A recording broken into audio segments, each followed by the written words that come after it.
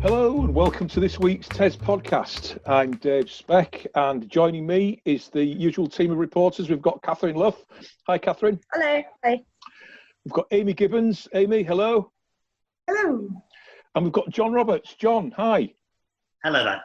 And Mary Louise Clues. Mary Louise, hello. Hello. Now, it's not looking good, to be honest. 2 weeks into the term and teachers are already exhausted, which it seems pretty serious. Amy, what's this story? Can you talk us through it?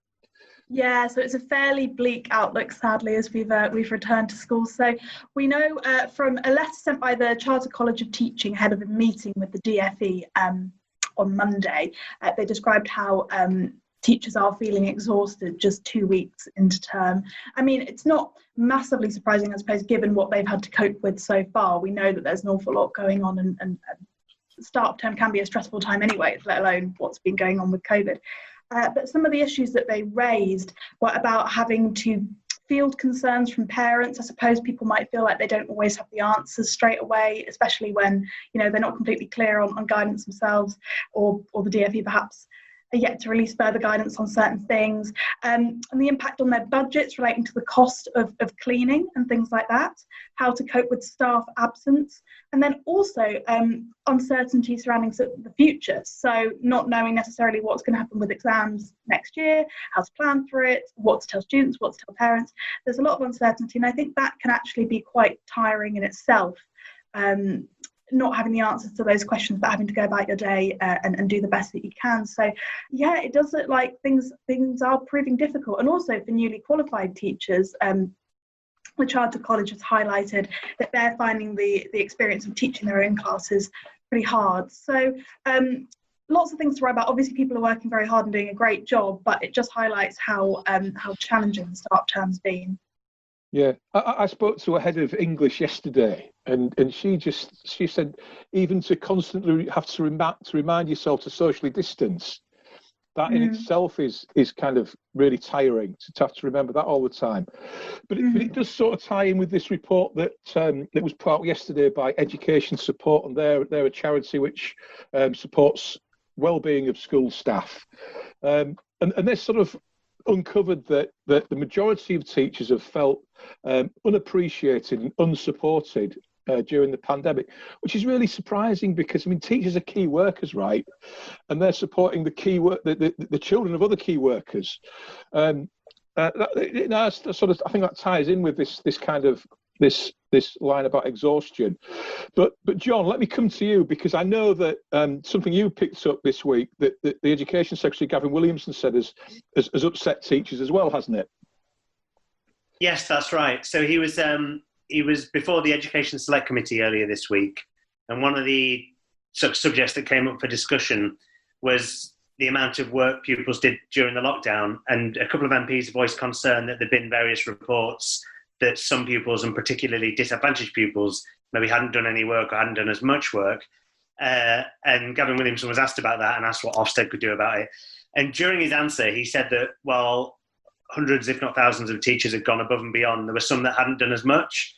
And that's obviously landed like a lead balloon with the profession and with our readership.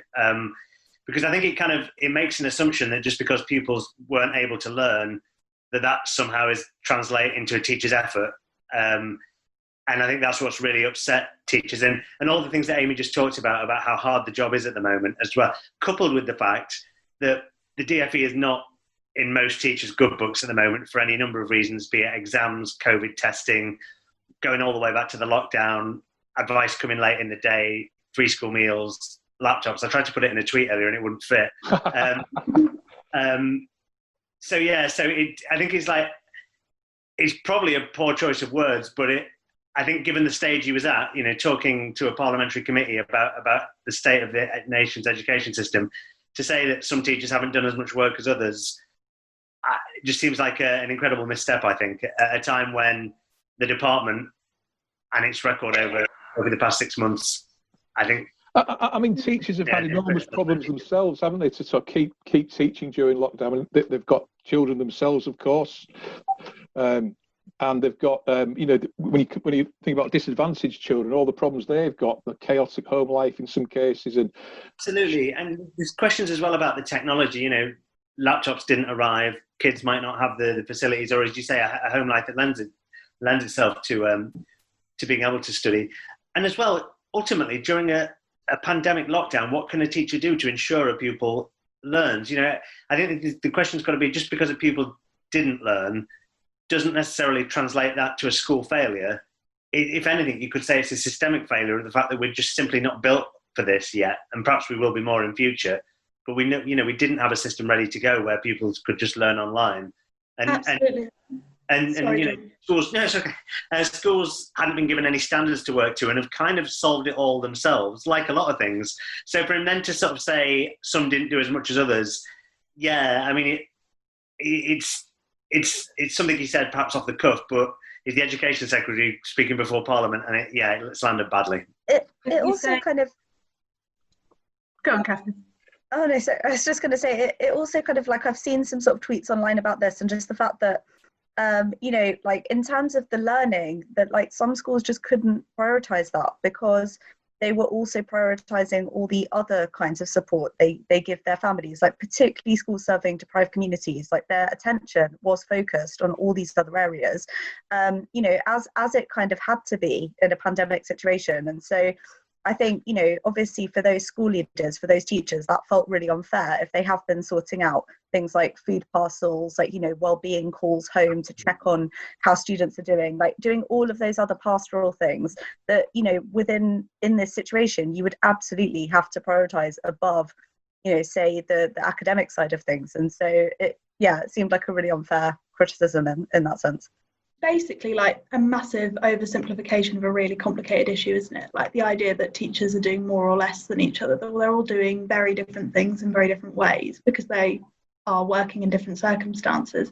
And I think that's what has really irritated people, is the idea that you can say some teachers have been doing less. Well, what exactly do you mean by that, and what's the minimum you're expecting them to do? And I think that's definitely, as John said, landed rather badly.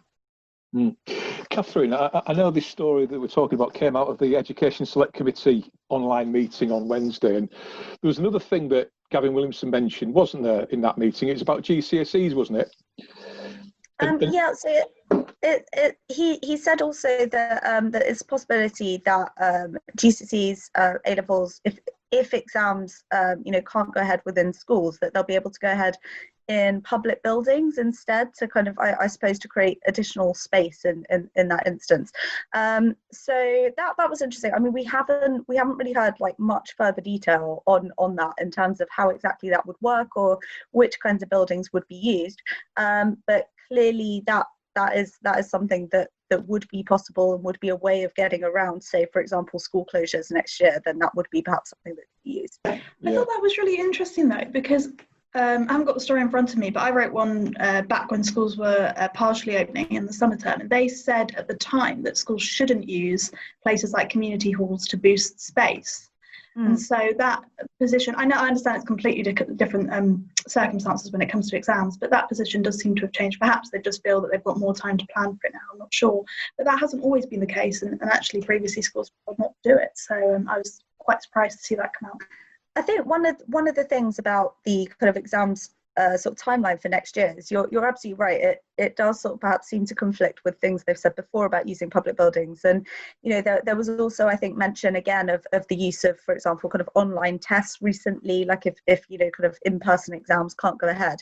And I think the message that we sort of keep seeing from school leaders on social media is, well, we really need to know what's happening. So, whether they're going to be in public buildings, are they going to be, what's the contingency plan for them being held online if that is going to happen? There's, I feel like these things get sort of thrown out, but there isn't really that much kind of other detail or guidance given. And it does need to be fleshed out, like, pretty quickly, because obviously schools at the moment are planning their teaching time for the next year, and they need to know this stuff now, really, rather than I think if they get to sort of half term and still don't know, then that's very difficult. So we've only just seen guidance for the autumn series, haven't we? And when do they get going? Catherine? Well, exactly. So they get going really soon, and they've only just published like how to run those exams in a safe way. So it would, I think schools would really appreciate sort of knowing exactly what the, I mean, partly I suppose to be fair, partly it's really difficult to predict exactly what the situation is going to be next summer, or what will have happened with coronavirus. So there is that, but I'm sure, you know, something could be put together to say, well, you know, if it's an area of local lockdown, do this. If it's a national lockdown, we're going to have to do this, and kind of put forward a few scenarios to kind of give school leaders that confidence. Yeah, because one of the points was something like make sure that you've got, Catherine, you wrote the story, so one of the points was you've got to make space for students before the exams so they can be socially distanced before they go in. There's not a whole lot of notice for that as it stands, and so I think perhaps that may cause some stress going ahead, and that's another argument for having the guidance ahead of time, because there will be some schools that say that they're going to struggle to find that space or to kind of implement those measures at short notice. Can I just ask perhaps a bigger question, a more immediate question? Is there going to be a lockdown at half term, Mary Louise?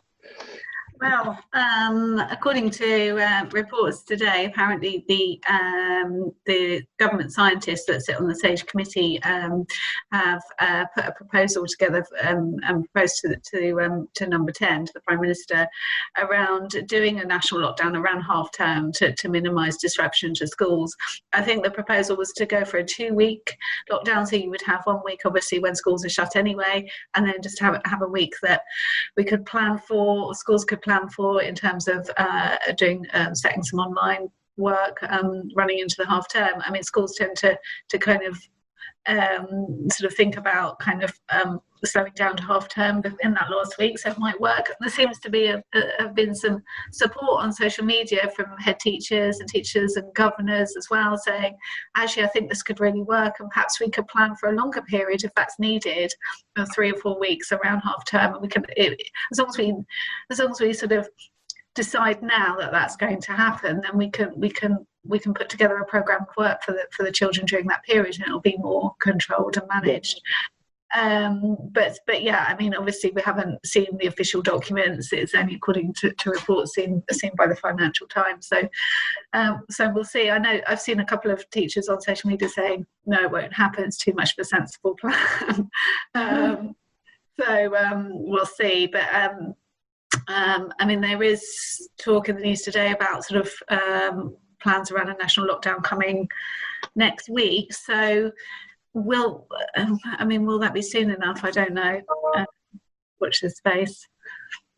Well, it all seems to be a bit pointless without a decent, adequate, rapid testing system, which just seems to be the kind of top priority that isn't happening to me. To everybody. Yeah. I think Dido Harding, who's head of the track and trace system, said something, has been saying in reports recently that they didn't anticipate the level of demand when schools reopened. I think she has said that they modelled an increase in demand when schools reopened, but they didn't expect such a huge surge. I think that they didn't expect people to go and get tests when they didn't have symptoms, but it seems perfectly sensible to me. And I'm not a specialist in this area, she is, but to think, well, if you've got schools going back and you've got anxious parents and you've got anxious teachers, you might have teachers who are vulnerable. You know, if there's reports of a people with symptoms and having a test, then people that have been in contact with that teacher might think, well, I better get tested and just to be on the safe side. So yeah, it's but John, I think you had a story quite late last night, didn't you, about that schools can now apply for more home testing kits.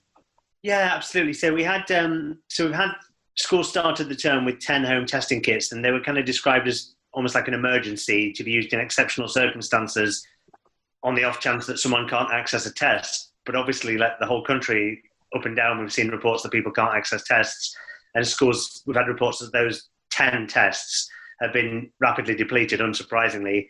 The government have been talking about being able to give schools more, and last night we had confirmation that translates to is if you're a school with more than 1,000 pupils, you can get 20 tests now in your kind of reorder. If you've got more than 2,000, you can get 30 tests.